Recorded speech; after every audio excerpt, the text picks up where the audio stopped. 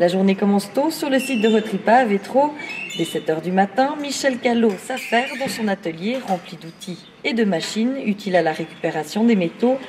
De nombreux objets sont amenés chaque jour sur le site au dépôt de ferraille, tout ce qui contient des métaux étriés puis disposés dans des caisses acheminées directement à l'atelier de Michel Callot.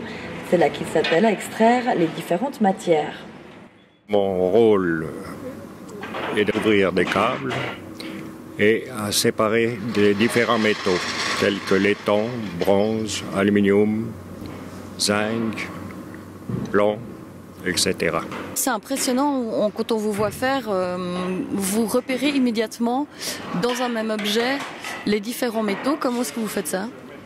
La première chose, c'est de visualiser ce qui nous est présenté. Ensuite de ça, nous avons la possibilité, grâce à un aimant, de savoir si c'est des métaux ferreux ou non ferreux.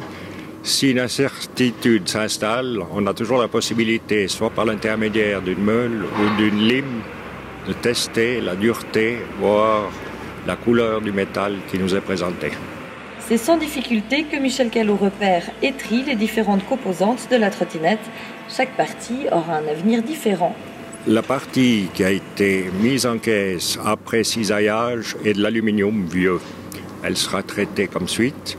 Par contre, les pièces qui ont été sectionnées, elles iront en fonderie dans le département de raffinage, car il y a un mélange de fer, d'inox et d'aluminium. Dans son atelier, Michel Callot dispose de nombreux outils et de machines qui facilitent son travail. Pièce maîtresse, la cisaille. Nous avons une cisaille qui nous permet de gagner énormément de temps et de travailler d'une manière précise malgré la dangerosité de l'appareil. Nous avons également une machine qui nous permet d'ouvrir les câbles de grosses dimensions et une plus petite qui nous permet d'ouvrir des diamètres plus restreints.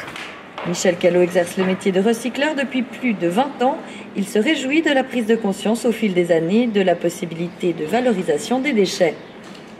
Je me souviens durant mon enfance où nous étions confrontés aux dépôts sauvages d'ordures ménagères, de bois, de papier, de carton, voire même de déchets de viande sur la voie publique.